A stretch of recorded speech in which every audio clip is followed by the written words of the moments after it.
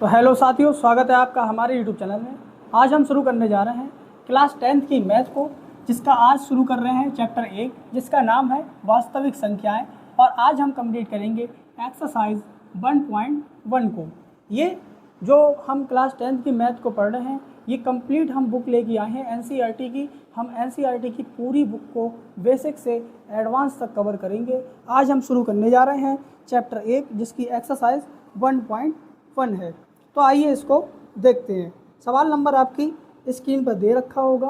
पहला सवाल है, जिसका आज हम जो पहला प्रश्न है वह करेंगे।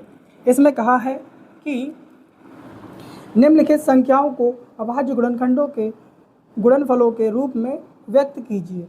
हमें जो सवाल दिया है उसके अभाज्य गुणनखंड करने हैं, उसके बाद उसे अभाज्य गुणनखंडों के गुणनफल के रूप में व्यक्त करना है। तो इसके लिए सबसे पहले हमें करना होगा अभाज्य गुणनखंड। जैसे हमें दिया है संख्या 140 के करेंगे अभाज्य गुणनखंड। इस विधि का रूल होता है, हम छोटी संख्या से काटना स्टार्ट करते हैं, यानी कि हम पहले 2 से काटेंगे। जब 2 से कटना बंद हो जाएगा उसके बाद हम 3 से काटेंगे, फिर 4 से, इसी क्रम में हम आगे चलते जाएंगे। तो शुरू करते हैं। लास्ट में 0 है, यानी कि 2 से कट जाएगा। 2 से काटेंगे, यहाँ पे आ जाएगा 70, फिर 0 आ गया, फिर 2 से काटेंगे, यहाँ पर आ जाएगा 35। 2 3 6 होता है, 2 5 10 होता है। यहाँ 35 आ गया। अब ये 3 से तो कट नहीं रहा और ना ही 4 से कटेगा, अब ये कटेगा 5 से। तो हम 5 से काटेंगे। 5 7 होता है 35। 7 एक अभाज्य संख्या है, यानी कि ये 7 से कटेगी। अब यहाँ पर हमसे कहा है कि अभाज्य गुणनखंड लिखिए। इसके यहाँ पर अभाज्य गुणनखंड देखेंगे जो हमें मिलेंगे जा करके। यहाँ पर 2 कितनी बार दिया है? 2 बार, यानी कि 2 की पावर 2 गुणा 5 एक बार दिया है, यानी कि 5 की पावर 1, और 7 भी एक बार दिया है, यानी 7 की पावर 1। ये जो रूप हमें मिला है देखने को इस संख्या के गुणनखंडों का, ये है अभाज्य गुणनखंड रूप। ठीक इसी प्रकार से हम अगले सवाल करेंगे। अगला सवाल दिया है हमें 156, यानी कि हमें काटना है 156 को, जो सवाल नंबर 2 है।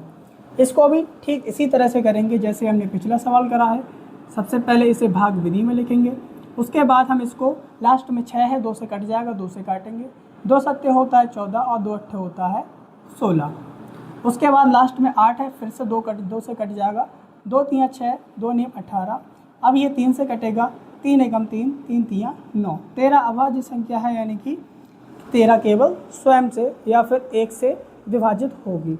यहाँ पर इसका अभाज्य गुणनखंड जो रूप हमें देखने को मिलेगा वह मिलेगा, 2 कै बार दिया है यहाँ पर? 2 बार, यानी 2 की पावर 2 आ जाएगा और 3 की पावर 1 गुणा 13 की पावर 1। ये इसका अभाज्य गुणनखंड रूप आ गया है। ठीक इसी प्रकार से हमें सवाल नंबर 2 अगला करना है। हमें दिया है सवाल नंबर 3825। सवाल नंबर 3 दिया है 3825।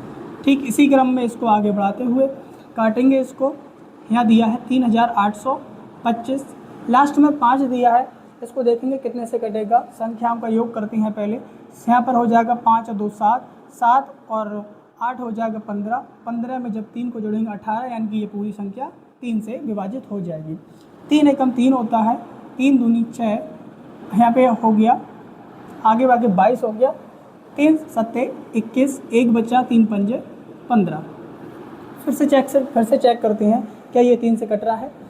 इनका योग करेंगे, 12 आ जाएगा। 7 और 5 12, 12 और 2 हो जाएगा कितना? 14, 14 और 1 15, यानी कि फिर से ये 3 से कट जाएगा। 3 चौक होता है 12, 3 दूनी 6 और 3 पंजे 15। एक बार और ट्राई करते हैं 3 से। 3 5 और 2 होता है 7, 7 और 4 होगा 11, यानी कि अब ये नहीं कटेगा। अब ये 5 से कटेगा। 5 से काटेंगे, 5 8 होता है 40 और 5 पंजे होता है 5 8 40 और 5 पंजे 25। फिर 5 से काटेंगे, 5 एकम 5 होगा, 3 बचेंगे, 5 7 35। 17 आ गया, 17 स्वयं से कटेगा, 17 एकम 17। इसके जो हमें गुणनखंड देखने को मिलेंगे वह मिलेंगे, 3 हमें दिया है 2 बार, यानी 3 की पावर 2 गुणा 5 भी हमें 2 बार दिया है, यानी 5 की पावर 2, और 17 एक बात और 17 एकम 17। यहाँ तक की चीज़ें क्लियर हुई। अगले 2 सवाल हैं वो होमवर्क में आपके लिए, वो सवाल आपको करने हैं और इनके उत्तर मुझे कमेंट बॉक्स में कमेंट ज़रूर करना है, जिससे कि मैं समझ जाऊँ कि हाँ आप क्वेश्चनों को बहुत अच्छे तरीके से समझ गए हैं। इसी क्रम में हम बढ़ते हैं आगे। अगला सवाल हम करेंगे। अगला सवाल जो हमें बुक में दिया हुआ है वह दिया है कि स्क्रीन पर आपकी जो सवाल नंबर 2 है वह दिखाया जा रहा होगा। उसमें कहा है पूर्णांकों के निम्नलिखित युग्मों के महत्तम समापवर्तक HCF और लघुत्तम समापवर्तक LCM ज्ञात कीजिए तथा इसकी जांच कीजिए कि 2 संख्याओं का गुणनफल बराबर HCF गुणा LCM है या नहीं। हमारा ये जो पहला सवाल है वह है 26 और 91। हमें इनको काटना है। यहाँ पर हमें 2 संख्याएं दी हैं। अब दोनों के हमें मासा और लासा ज्ञात करना है। उसके बाद में चेक करना है क्या 2 संख्याओं का गुणनफल बराबर होता है मासा गुणा लासा के। तो सबसे पहले हमें गुणनखंड करने हैं 26 के। 26 के जब गुणनखंड करेंगे, जैसे हमने ऊपर करे वैसे ही यहाँ पर जैसे ये करे हैं, ये करे हैं, ये करे हैं, ठीक इसी प्रकार इनको करेंगे।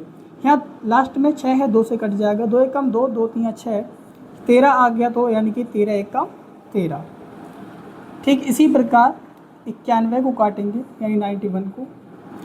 यहाँ पर देखिए 9 और 1 होता है 10, यानी अब ये कटेगा हमारा कितने से 5 से नहीं, 5 से कट नहीं कटेगा, 13 से कटेगा। यहाँ काट देंगे। 13 सत्य होता है 91 और 7 एकम होता है 7। यहाँ पर जो हमें 26 के गुणनखंड मिले वह मिले 2 गुणा 13 और 91 के जो गुणनखंड मिले वह मिले 13 गुणा 7। यानी कि मासा का एक रूल होता है, मासा अगर दोनों गुणनखंडों में है तो वह हमारा मासा होगा और अगर जो संख्या मासा में है वो तो रहेगा ही। जैसे यहाँ पर 13 दिया हुआ है, 13 यहाँ भी है और 13 यहाँ भी है, यानी कि इस सवाल का जो मासा होगा मासा बराबर 13 आ जाएगा। और जब लासा की बात करी जाएगी तो मासा तो रहेगा ही रहेगा, लेकिन बची जो संख्याएं हैं यहाँ पर 7 बचा है, यहाँ पर 2 बचा है, गुणा में हम इनको भी लिख लेंगे। 13 दूनी 26 होता है, 26 की गुणा कराएंगे 7 से, 7 छंग होता है 42 हासिल का 4, 7 दूनी 14 और 4 18, यानी कि इसका जो लासा निकल के आया वह निकल के आया 182। अब हमें ज्ञात करना है क्या 2 संख्याओं का गुणनफल, हमें ज्ञात करना है 2 संख्याओं का गुणनफल बराबर HCF गुणा LCM होता है।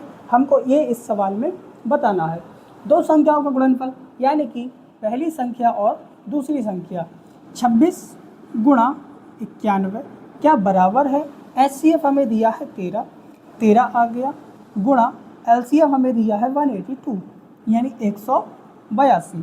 क्या ये दोनों एक दूसरे के बराबर हैं या नहीं, हमें ये यहाँ पर दर्शाना है।